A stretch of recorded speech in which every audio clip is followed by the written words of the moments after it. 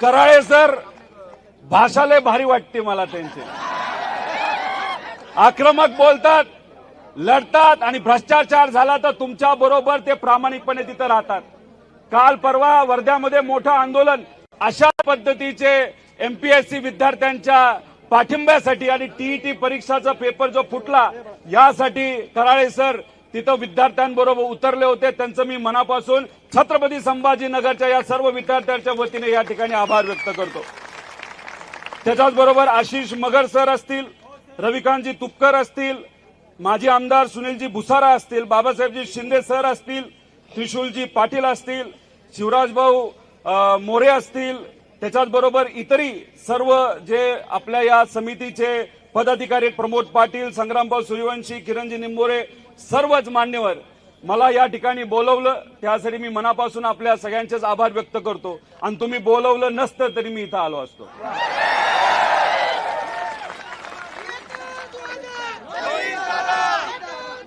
या छत्रपती संभाजीनगर याच्याबद्दल, या शहराबद्दल जेव्हा आपण विचार करतो, या नावाबद्दल जेव्हा विचार करतो, आपल्या सगळ्यांना संघर्ष दिसतो. छत्रपती संभाजी राजेंनी परप्रांतीयांचं आपल्या स्वराज्यावर जे काय आक्रमण होत होतं त्याच्या विरोधात लढा उभारला, संघर्ष केला. आपल्या जवळच्या लोकांनी गद्दारी केली, आपल्या सिस्टमच्या विरोधात सुद्धा त्यांना संघर्ष करावा लागला. तसंच तुमची परिस्थिती आहे. हे जे पेपर फोडणारे लोक आहेत ते सत्तेतले लोक आहेत, त्यांना आपण परप्रांतीय बोलायला काही हरकत नाही. आणि आपल्याला दुसरी कुठली अडचण आहे? आपली आर्थिक अडचण, आर्थिक ताण. आपले आई वडील कष्ट करतात, शेतामध्ये राबतात, शेती करतात, मजुरी करतात, कसा तरी पैसा गोळा करतात आणि त्यातून कशी तरी तुम्ही फी देता. परीक्षेची फी असेल, नाही तर क्लासेसची फी असेल, पण प्रामाणिकपणे अर्ध जेवण खाल्लं तरी चालेल, पोहा खाऊन अख्खा दिवस काढला तरी चालेल, चहा बिस्किट खाऊन दिवस काढला तरी चालेल, पण आई वडिलाचं स्वप्न हे पूर्ण झालं पाहिजे यासाठी तुम्ही त्या ठिकाणी संघर्ष करता. आता कशासाठी आपण रस्त्यावर आलोय? बघा, हा निर्णय एमपीएससीचा निर्णय बघितलाय का? बर मला सांगा, लहानपणीपासून आपण एलकेजी मध्ये असताना आपले आई वडील नाही तर शिक्षक आपल्याला शिकवतात, अंगणवाडीपासून काय शिकवतात? बालवाडी घ्या नाही तर जन्मल्या घ्या, काय प्रॉब्लेम? बर आपला आकडा आता एक मागणी वाढत गेली तर इथं संपायचंच नाही आपल्याला, तिथं पोलीस जातील कोम्यात. मला सांगा, आपले जे कुठले आकडे आहेत तो आकडा कुठल्या नंबर पासून सुरू होतो? 1 नंबर. आणि एमपीएससीचा निर्णय जर बघितला 2 नंबर पासून सुरू झाले. म्हणजे निर्णय देत असताना सुद्धा त्याच्यामध्ये 2 नंबरी केली असं मला वाटतं. याचा जर तुम्ही पूर्ण अभ्यास केला, शेवटच्या पानावर कोणाची सही आहे? फक्त अध्यक्षाची सही आहे, बरोबर का नाही? अरे बाकी सदस्य कुठे गेले? बाकी सदस्यांची तुम्ही कधी सही घेणार? त्याच्यात अजून जर खोलात तुम्ही गेला, जर सगळं वाचलं, त्याच्यात सांगितलं आहे मध्य प्रदेशमध्ये, उत्तर प्रदेशमध्ये, बिहारमध्ये, तमिळनाडूमध्ये, केरळमध्ये अशाच पद्धतीने ऑनलाईन परीक्षा घेतल्या असं सांगितलंय. हे साप चुकीचे, हे साप खोटं आहे. मी तुम्हाला सर्वांना सांगतो, या सर्व राज्यांमध्ये येणाऱ्या महिन्यांमध्ये ज्या परीक्षा घेतल्या जाणार आहेत त्या सगळ्या ऑफलाईन पद्धतीच्या आहेत. त्यामुळे मग आमच्या विद्यार्थ्यांना आणि सर्व लोकांना तुम्ही का फसवतायत असा आमचा प्रश्न आहे. त्याच्याच बरोबर तुम्हा सर्वांना सांगतो, तुम्ही तुमच्या हक्कासाठी लढताय, आम्ही तुमच्या बरोबर आहोत, पण सुप्रीम कोर्ट सुद्धा तुमच्या बरोबर. त्यांना आपल्या प्रधानमंत्री साहेबांच्या अडचणी माहितीत मनात काय? त्यांना आपल्या प्रधानमंत्री साहेबांच्या अडचणी माहितीत मनात काय हे माहिती आहे. त्यांना बऱ्याच गोष्टी माहिती आहे, पण त्या ट्रम्प तात्याला हे माहिती आहे. त्यांना बऱ्याच गोष्टी माहिती आहे, पण त्या ट्रम्प तात्याला तुम्ही जर विचारलं हे नॉर्मलायझेशन काय, तर ट्रम्प तात्या सुद्धा डोक्यात. त्यांना विचारलं हो हे नॉर्मलायझेशन काय, ते म्हणले नाही नाही महत्वाचे महत्वाचे. म्हणले याला फॉर्म्युला वगैरे काय आहे का, नाही नाही महत्वाचे महत्वाचे आहे. अरे मला काय कळेलच काय आहे. आता 2 दिवसापूर्वी पुण्यामध्ये तुमच्यासारख्या काही विद्यार्थ्यांची चर्चा करत होतो. तुम्हाला माहिती काय, महिन्यांपूर्वी तलाठी भरती झाली का नाही झाली, लय भारी झाली ना. पेपर फुटला का, काय भाव निघाला होता, 40 लाख 50 लाख. बर त्याच्यामध्ये मार्क कितीपर्यंत होते फायनल, 248 विद्यार्थ्यांना किती मार्क मिळाले, म्हणजे 288 आमदार आणि निवडून किती आले तर 300. असं होतं का. आता याच्यात एक विद्यार्थी माझ्याशी बोलत होता, काय बोलला, अहो मी 12 तास 16 तास रोज अभ्यास करत होतो आणि माझा मित्र लय कंटाळला अभ्यासाला गेला निघून, आणि त्याला एक कळलं अभ्यासापेक्षा 25 लाख दिले तर आपला मार्ग मोकळा होतोय, आणि पैसे दिले, आणि हा मात्र बिचारा नापास झाला. अभ्यास न करणारा 25 लाख रुपये देऊन पास झाला, अशी परिस्थिती आहे.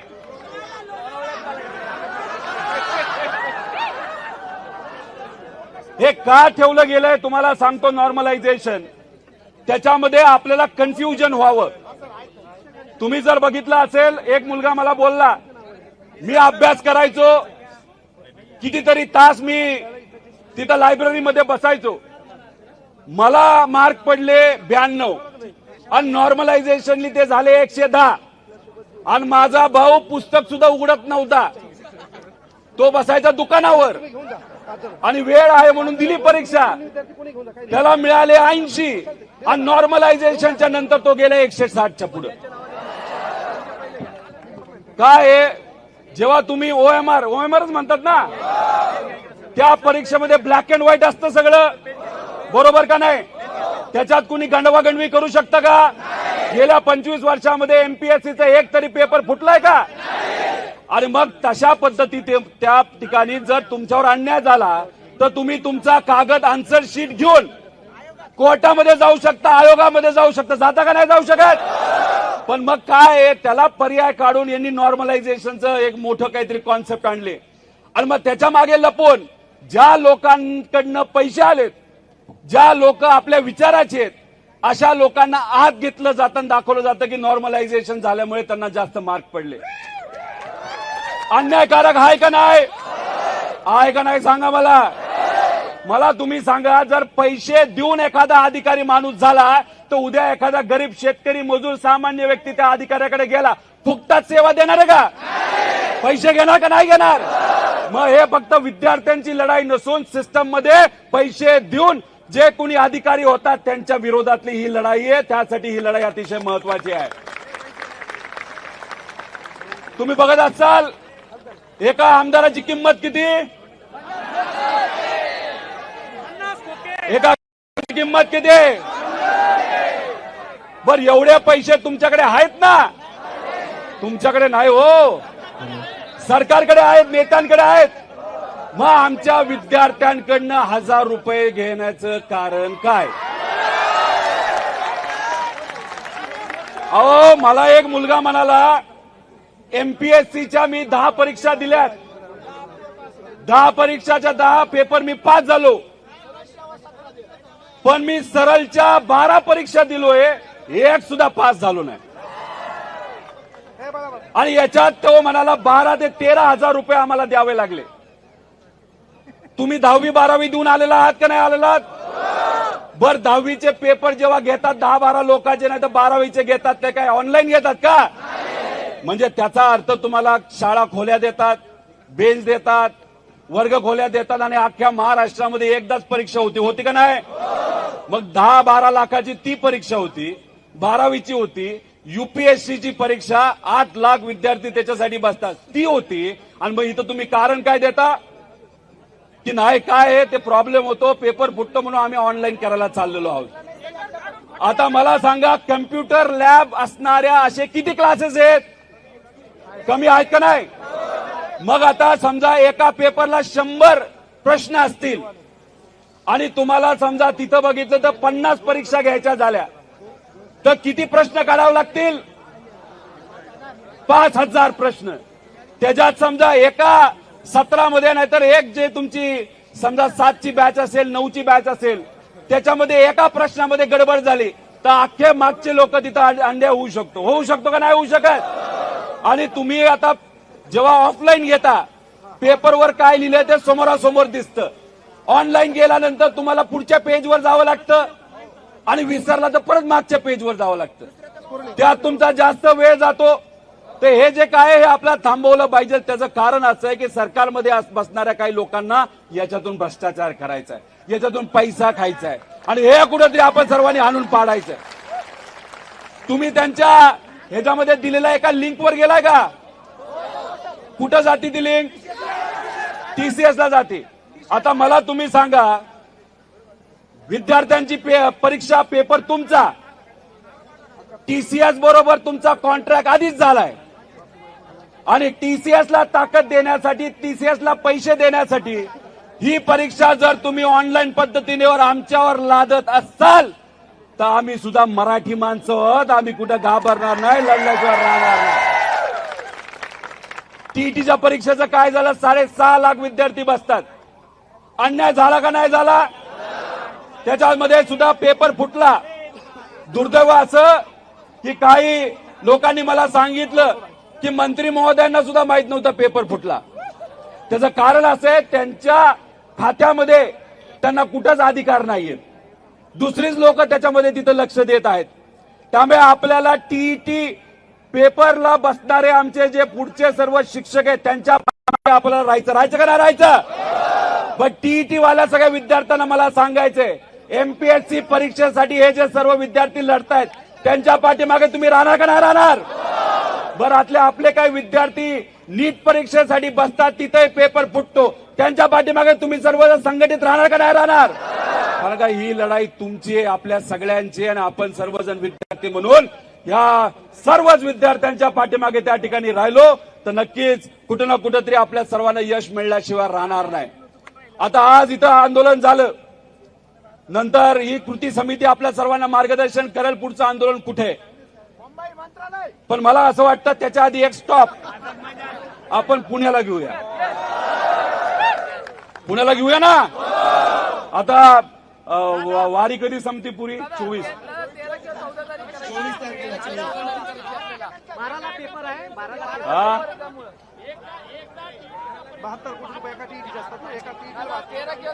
बघा, मला असं वाटतं आंदोलन करत असताना स्टेनोचा पण विषय महत्वाचा आहे. मी स्वतः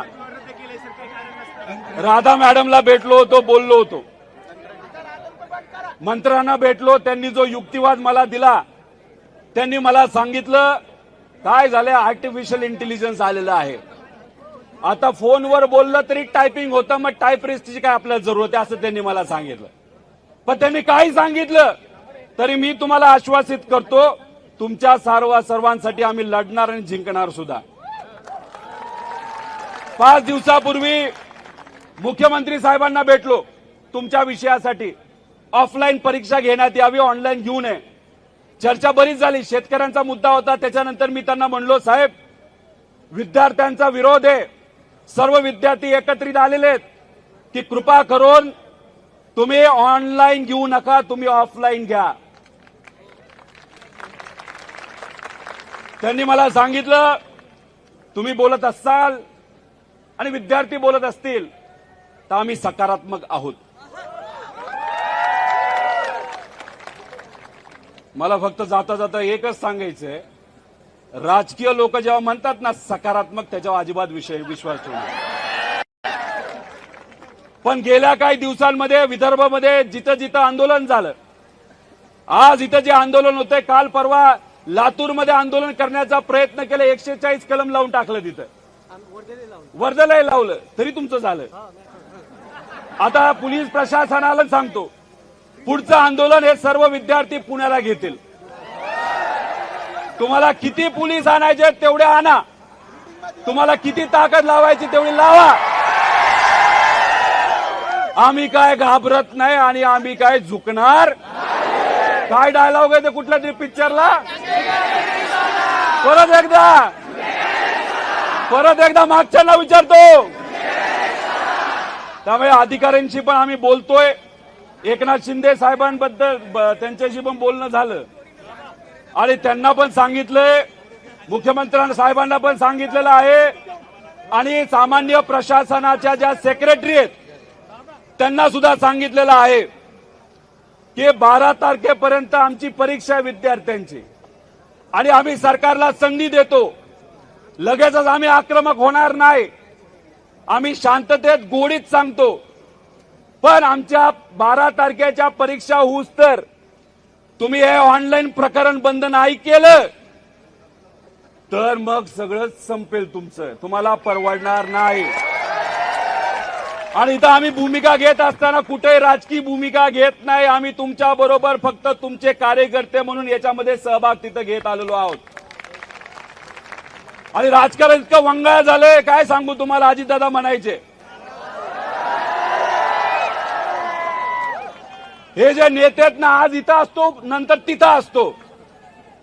पण 2029 ला तुम्ही सर्वजण महाराष्ट्राचे सामान्य लोक महाराष्ट्रामध्ये नक्कीच क्रांती करतील असा मला विश्वास आहे. त्यामुळे इथं जे विद्यार्थी नेते युवा नेते उभे आहेत ना बरेचसे, उद्या जाऊन प्रस्थापित लोकांना तिकीटच द्यायला नको. उद्या जर तुमचा आवाज अधिवेशनामध्ये भक्कमपणे मांडायचा असेल तर अशा लोकांना त्या ठिकाणी आपण उद्या जाऊन संधी दिली पाहिजे. फक्त कांगणे सर नाही, इथं कराळे सर आहेत, आपले साबळे सर आहेत, पलीकडे आहेत, सगळे आहेत. अभिजित भाऊ कुठे गेले? अभिजित भाऊ आहेत. विद्यार्थ्यांच्या वतीनं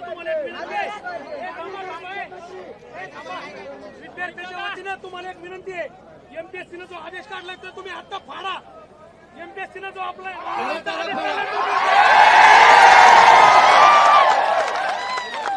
बघा, एमपीएससी कोणाच्या तरी सांगण्यावरनं दुर्दैवाने त्या ठिकाणी चालते. त्यामुळे एमपीएससीला पण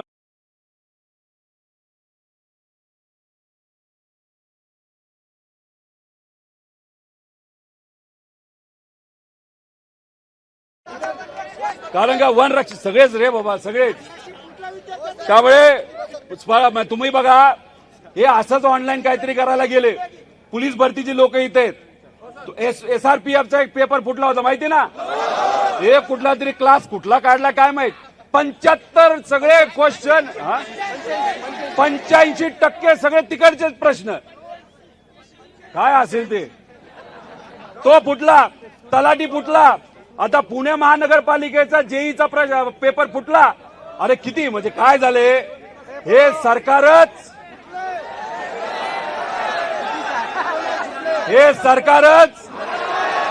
कशावर उभं राहिलंय. पक्ष, नेते, आमदार, खासदार. त्यामुळे यांना काय वाटतं की पेपर फुटला पाहिजे. अरे तुम्हाला काय वाटतं त्याच्यापेक्षा आमच्या विद्यार्थ्यांना काय वाटतं हे महत्वाचं आहे. आम्हाला वाटतं हे ऑनलाईन परीक्षा तिथं नको, आमची ही ऑफलाईन तिथं पाहिजे. आणि हेच बोलत असताना उद्या जाऊन जेव्हा केव्हा संघर्षाची वेळ येईल ना, तुम्हाला आपल्या सगळ्यांना रस्त्यावर उतरावं लागेल. आता खरं तर एक क्रांती चौकामध्ये मोठं आंदोलन होणार होतं, परमिशन नाही मिळाले.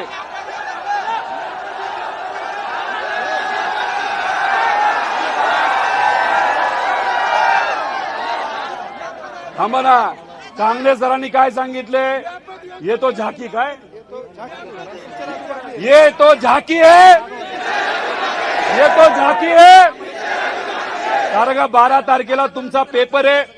पेपर महत्वाचा आहे. तुमच्या सर्वांच्या हिताचा विचार करून या समितीने आणि आम्हाला सगळ्यांना वाटतं की आपण 12 तारखेपर्यंत तरी अजून आक्रमक होऊ नये. आपण तिथं आंदोलन करावं, शांततेत त्या ठिकाणी हे सर्व मुद्दे तिथं मांडावेत आणि तीच भूमिका आपण करत आहोत.